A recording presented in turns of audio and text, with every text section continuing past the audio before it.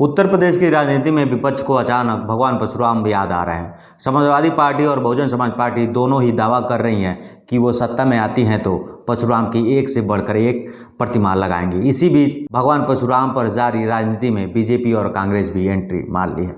नमस्कार, मैं विष्णु प्रभाकर हूँ और ये गोरखपुर एक्सप्रेस न्यूज है।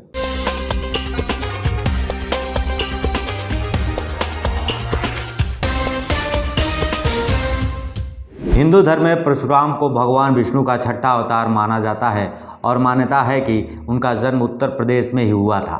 बावजूद इसके उत्तर भारत में परशुराम का शायद ही कोई मंदिर दिखे और किसी मंदिर में शायद ही उनकी कोई मूर्ति दिखे। सियासी पार्टियों को यह बात शायद अब पता चला है और उनके बीच अचानक भगवान परशुराम की ऊंची ऊंची मूर्तियां लगवाने की घोषणा की होड़ सी लग गई है।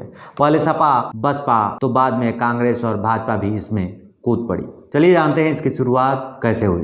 परशुराम की मूर्ति लगवाने की इच्छा सबसे पहले समाजवादी पार्टी ने जताई है। पार्टी ने घोषणा की कि लखनऊ में भगवान परशुराम की 108 फीट ऊंची मूर्ति लगाई जाएगी और कुछ अन्य जगहों पर भी मूर्तियां स्थापित की जाएगी। पार्टी नेता और पूर्व मंत्री अभिषेक मिश्र कहते हैं कि यह योजना आज की नहीं है, बल्कि वो और उनकी एक संस्था इसके लिए पिछले कई महीनों से काम कर रही है। अभिषेक मिश्र कहते हैं, आज यह चर्चा इसलिए महत्वपूर्ण हो गई है क्योंकि ब्राह्मण खुद को पीड़ित महसूस कर रहा है। पिछले कुछ दिनों में न जाने कितने ब्राह्मणों की हत्या हो चुकी है, पर उनकी कोई सुनवाई नहीं हुई है। निशाना बनाने का सिलसिला जारी है। ब्राह्मण समुदाय पूरी तरह से खफा है। इस घोषणा के साथ ही मायावती ने समाजवादी पार्टी पर निशाना साधा और कहा कि यदि समाजवादी पार्टी को परशुराम की इतनी ही चिंता है तो मूर्तियां तब लगवानी चाहिए जब वह सत्ता में थी। हालांकि यह सवाल बहुजन समाज पार्टी के सामने भी उतना ही अहम है जितना कि समाजवादी पार्टी के लिए, लेकिन बहुजन समाज पार्टी में इसका जवाब देने के लिए कोई नेता तैयार नहीं है। तो अब बारी आ जाती है कांग्रेस की। कांग्रेस ने तो इस मुद्दे पर सपा बसपा दोनों को घेरा है।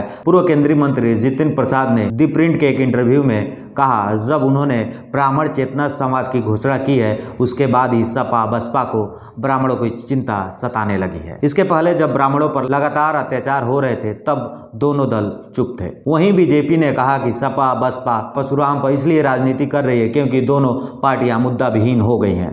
प्रयागराज पहुंचे डिप्टी सीएम केशव प्रसाद मौर्य ने कहा, भगवान परशुराम को लेकर विपक्षी पार्टियां भले ही सियासत कर रही हो, लेकिन हकीकत यह है कि सपा बसपा और कांग्रेस के पास मुद्दा नहीं है। उत्तर प्रदेश में करीब 12% ब्राह्मण मतदाता है और यही वजह है कि हर पार्टियों को इस वर्ग को अपनी ओर खींचने की कोशिश कर रहे हैं। ब्राह्मण समुदाय बीजेपी से नाराज है या नहीं, इसका पता लगाने का पैमाना भी चुनाव में ही हो सकता है, लेकिन आने वाला वक्त ही तय करेगा कौन सी पार्टी ब्राह्मण समुदाय को खुश करती है और ब्राह्मण किसको। तो आज का वीडियो आप सबको कैसा लगा हमें कमेंट करके ज़रूर बताएं।